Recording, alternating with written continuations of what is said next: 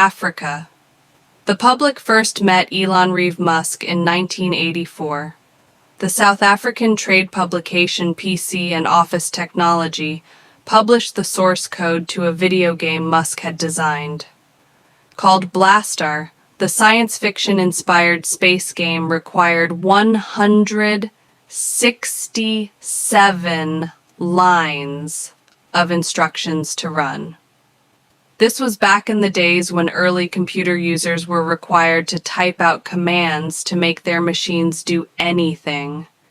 In that context, Musk's game did not shine as a marvel of computer science, but it certainly surpassed what most 12-year-olds were creating at the time.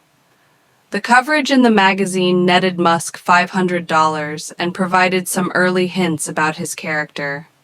The Blastar spread on page 69 of the magazine shows that the young Musk wanted to go by the sci-fi author sounding name E.R. Musk, and that he already had visions of grand conquests. The brief explainer states, "In this game, you have to destroy an alien space freighter, which is carrying deadly hydrogen bombs and status beam machines. This game makes good use of sprites and animation, and in this sense, it makes for worthwhile reading." A boy fantasizing about space and battles between good and evil is anything but amazing. A boy who takes these fantasies and makes them real, however, is more remarkable. Such was the case with the young sci-fi-minded Elon Musk. By the middle of his teenage years, Musk had blended fantasy and reality to the point where they were hard to separate in his mind. Musk came to see humanity's fate in the universe as a personal obligation. If that meant pursuing cleaner energy technology or building spaceships to extend the human species' reach, then so be it. Musk would find a way to make these things happen. "Maybe I read too many comics as a kid," Musk said. "In the comics, it always seems like they are trying to save the world.